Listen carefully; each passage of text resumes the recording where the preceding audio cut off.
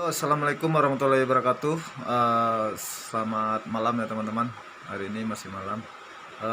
Kali ini saya akan berbagi video yang kedua, yaitu part kedua. Saya akan membahas tentang apa sih yang harus kita lakukan bila kita tidak lolos di dalam prakerja, dan apa sih yang akan kita lakukan bila kita sudah lolos di prakerja.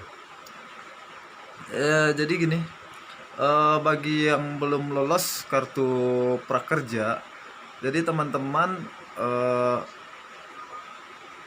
bisa mengikuti gelombang-gelombang selanjutnya gitu. Gelombang-gelombang selanjutnya ini teman-teman hanya perlu menekan atau klik tombol ikuti gitu. Ikuti gelombang berikutnya, nanti akan muncul evaluasi, sedang dievaluasi. Jadi gitu. Jadi jangan sampai teman-teman lupa untuk mengkliknya gitu. Soalnya ada kejadian juga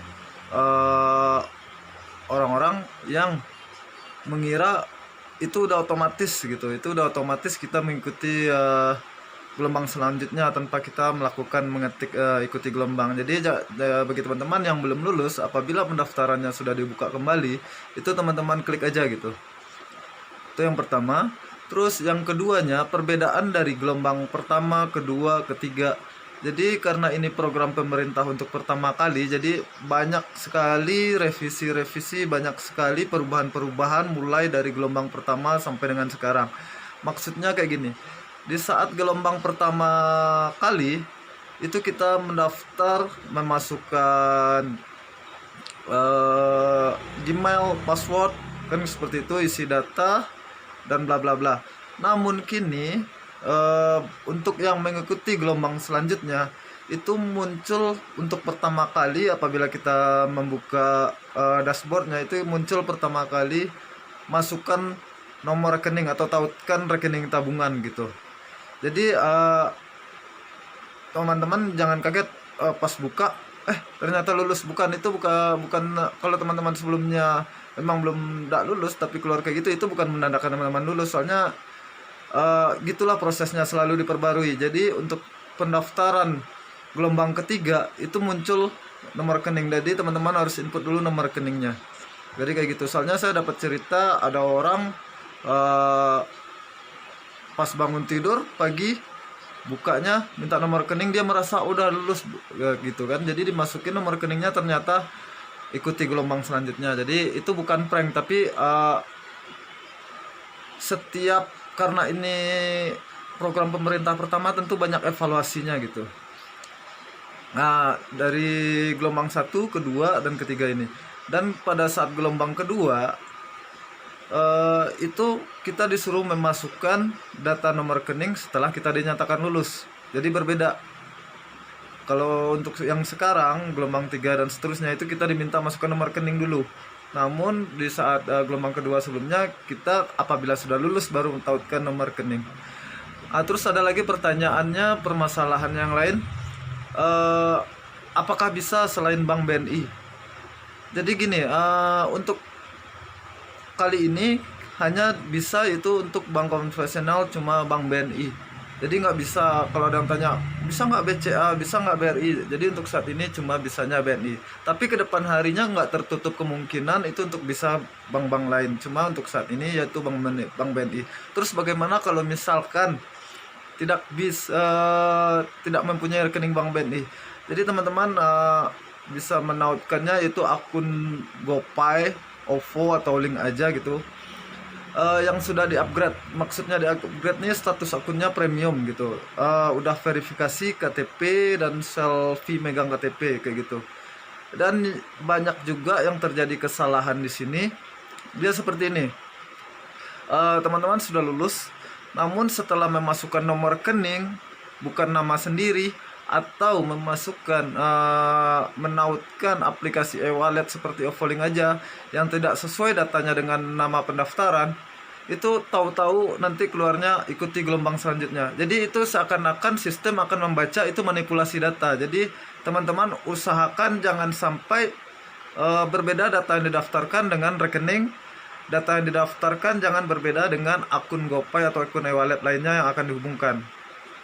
Maksud saya gini, kalau misalkan kita mendaftarkan, saya sendiri misalnya kita mendaftarkan nama saya Budi, kita daftarkan nama Budi, nomor HP 1234, pastikan di GoPay atau di buku rekening BNI atau di link aja atau di OVO, itu nama kita yang udah premium itu nomor tersebut 1234 atas nama Budi juga gitu. Jangan sampai di data kita Budi nomor HP 1234 tapi di data OVO nomor kita 3456 nama Budi. Jadi jangan kayak gitu. Nanti ujung-ujungnya nanti jangan dibilang prank, tapi itu karena kesalahan kita sendiri. Jadi nggak sesuai datanya, nggak sinkron semua. Jadi usahakan sinkron semua antara data, nama dengan nomor HP dan buku rekening. Jadi itu aja untuk menautkannya. Terus itu yang untuk yang tidak lolos, dan mudah-mudahan bagi teman-teman yang mengikuti untuk gelombang selanjutnya mudah-mudahan loloslah dengan cara-cara seperti itu tadi yang saya bilang. Jadi pastikan datanya sinkron semua. Untuk yang sudah lolos nanti akan ada kartu prakerja. Di situ di bawah ada 3 kolom di dashboardnya, itu kartu prakerja. Terus kolom selanjutnya itu ada saldo, dan kolom sebelahnya itu ada insentif. Jadi fungsi kolom itu masing-masing. Untuk kartu prakerja itu ada tulisannya di bawah salin nomor. Itu salin nomor itu untuk menggunakan aplikasi pelatihan. Jadi ada sebagai contoh salah satunya itu Skill Academy di Ruang Guru. Jadi kita menyalin nomor kartu prakerja tersebut ke Skill Academy, maka otomatis akan terpotong saldo kita seperti itu. Terus ada juga saldo, kolom saldo. Kolom saldo itu adalah saldo yang diberikan kepada kita untuk mengikuti pelatihan dan wajib dihabiskan.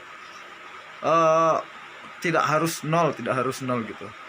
Dan diwajibkan setelah mengikuti pelatihan yang bekerja sama dengan prakerja, ya salah satunya kayak Skill Academy, ada Pedia dan macam-macam. Di situ bisa teman-teman lihat di prakerja.go.id. Itu teman-teman pastikan ada sertifikatnya, karena itu salah satu untuk persyaratan menerima insentif gitu.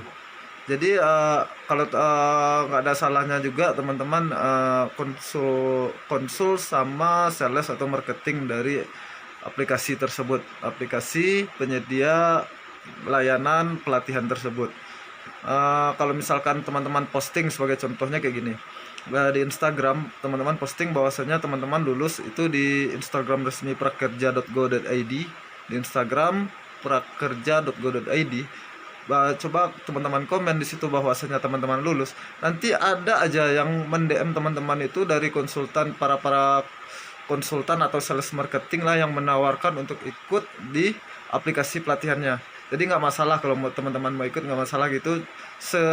Sembari teman-teman bisa nanya-nanya juga gitu. Dan pastikan teman-teman banyak tanya bagaimana caranya, bagaimana cara loginnya, karena di situ teman-teman akan membuat akun lagi, yaitu akun salah satu dari aplikasi tersebut. Sebagai salah satu contohnya yang saya sebut tadi kayak Skill Academy itu, teman-teman harus buat lagi akunnya, nanti masukin kartu prakerjanya. Jadi teman-teman bisa tanya sama salesnya, nanti di DM-nya dan minta WA, kasih aja, nggak masalah. Yang penting intinya teman-teman tidak memberikan nomor kartu prakerja, karena itu adalah rahasia. Jadi itu, sampai di situ mudah-mudahan teman mengerti. Terus ada juga permasalahan yang timbul, Pak, ini kemarin ada nomor kartu prakerjanya, saya lulus, habis itu keluar nomor kartu prakerjanya, saldo sedang proses, terus saya masukin rekening, tiba-tiba kartu prakerja saya sedang proses, saldo sedang proses, gimana tuh, nggak jadi lulus? Jadi gini teman-teman, ini kan program pemerintah pertama, jadi banyak evaluasi dari tahap-tahap pendaftaran ini. Jadi banyak perubahan-perubahan yang terjadi mulai di saat pendaftaran gelombang 1 dan sampai gelombang selanjutnya, sampai gelombang saat ini, yang seperti saya bilang tadi. Yang pertama itu banyaknya kesalahan menautkan antara data pendaftaran dengan nomor rekening dan GoPay atau link aja atau OVO. Yang kedua tuh makanya sekarang ini itu diwajibkan untuk mengisi atau menautkan nomor rekening dahulu. supaya tidak lagi terjadi perbedaan antara data dengan akun aplikasi GoPay atau rekening BNI-nya. Jadi supaya nggak ada lagi perbedaan data, maka untuk gelombang saat ini itu minta data rekening dulu. Jadi kayak gitu. Kenapa kita sedang dalam proses? Mungkin yang gelombang kedua merasakan 1 hari setelah dinyatakan lulus, tiba-tiba kartu prakerjanya sedang proses. Jadi itu hal yang wajar, namanya evaluasi dari sistem servernya mencocokkan.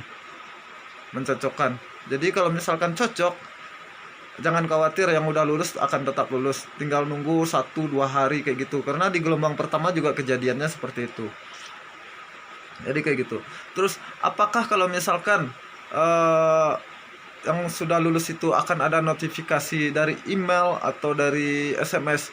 Rencananya memang seperti itu, tapi karena membludaknya pendaftaran, jadi tidak semua orang-orang yang lulus itu, para peserta yang ikut pendaftaran yang lulus tersebut mendapatkan notifikasi. Sebagai contohnya, saya sendiri saya tidak mendapatkan notifikasi SMS maupun email. Yang penting teman-teman bisa login di dashboardnya dan bisa melihat di situ. Jadi itu aja yang penting, pastikan itu aja. Terus jangan panik apabila saat teman login ada tulisan merah tidak bisa masuk, fetch failed. Jadi itu hal yang wajar, berjuta-juta orang yang masuk. Jadi berjuta-juta orang masuk tentu membuat server down.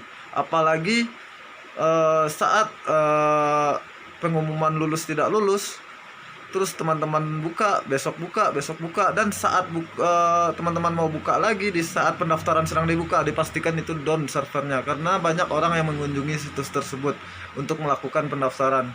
Jadi saat teman-teman buka yang punya akun teman-teman yang sudah lulus, itu fetch failed, itu wajar aja, server down gitu. Jadi jangan khawatir bagi teman-teman yang sudah lulus tapi tidak bisa login hanya sementara atau sedang proses, karena nanti saldonya akan masuk juga gitu. Mungkin dari saya untuk pertama kali ikut seperti ini, saya gelombang pertama nggak lulus dan gelombang kedua lulus. Itulah yang saya rasakan saat ini. Terus ada juga driver Gojek. Ini ada juga pembahasan suatu yang lucu juga, bahwasanya ada notifikasi ikut serta driver Gojek gitu kan, driver ojol, untuk mengikuti pendaftaran prakerja kerjasama dengan pemerintah. Saya cuma mau bilang, itu program prakerja ini sejak zaman kampanye capres kok, bukan sejak saat ini mulainya. Jadi itu hal yang lucu. Jadi kalau ada teman-teman yang driver Gojek, saya sendiri juga driver Gojek. Jadi apakah saat pendaftaran itu akun kita di driver online harus sama di saat pendaftaran? Enggak. Jadi ini untuk semua, ini umum semua. Jadi dibuka untuk umum. Saya driver Gojek, saya mendaftarkan dengan nomor HP driver, tapi saya tidak mendaftarkan dengan data nomor HP driver. Jadi seperti itu, tetap saja lulus. Jadi ini untuk umum. Jadi nggak ada namanya kerjasama Gojek dengan pemerintah, karena ini awal dari waktu kampanye capres Presiden Jokowi gitu. Waktu si kampret bilang mengetawain kartu sakti si cebong kan kayak gitu. Dan sekarang nyatanya kampret ikut-ikutan program si cebong kan gitu. Jadi itu aja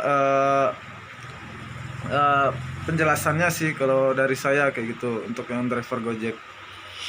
Terus ada lagi pertanyaan-pertanyaan yang timbul saat ini, yaitu apakah itu uangnya cash atau gimana gitu, atau nggak bisa diambil. Jadi gini teman-teman, untuk uang kita kan ada 3 kolom. Yang pertama kartu prakerja, yang kedua itu saldo, yang ketiga insentif. Jadi kartu prakerja itu nomor kita, saldo itu adalah yang diberikan pemerintah untuk mengikuti pelatihan sebesar 1 juta. Terus total yang dianggarkan oleh pemerintah untuk saat ini, jadi tahun besok bisa berubah gitu. Jadi untuk tahun ini itu per orangnya 3.550.000. Jadi 3.550.000 masuk ke saldo pelatihan 1 juta, itu tinggal 2.550.000. Itu yang akan ditransfer ke insentif tadi yang bisa kita tarik tadi. Nah, jadi itu kayak gitu. Jadi kita terima cashnya di saat kita sudah menyelesaikan pelatihan, udah menghabiskan uang yang 1 juta tersebut. Itu pun nggak langsung semuanya aja. Jadi ada sekitar sisanya 2.550.000. Itu 600.000 per bulan selama 4 bulan. Selebihnya nanti 50.000. Jadi kayak gitu. Jadi itu kalau di bahasa di prakerjanya itu sih pengganti rugi atas waktu kita yang dipakai untuk pelatihan dan membeli kuota internet. Jadi mungkin kalau ada teman-teman yang belum tahu tentang cara pembayarannya ya seperti itulah. Itu makanya gunanya kita harus menautkan rekening atas nama kita sendiri, BNI ataupun aplikasi e-wallet yang sudah upgrade atau premium. Karena kalau bisa misalkan aplikasi e-wallet OVO, Link Aja atau GoPay teman-teman belum upgrade premium, itu tidak akan bisa transfer ke bank gitu. Jadi teman-teman nggak bisa narik, itu makanya harus di upgrade gitu. Ada lagi kendala, bang, saya nggak punya rekening bank BNI, saya coba untuk upgrade, saya mau coba masukin pakai OVO saya, tapi saya nggak bisa upgrade bang, saya udah email udah gini.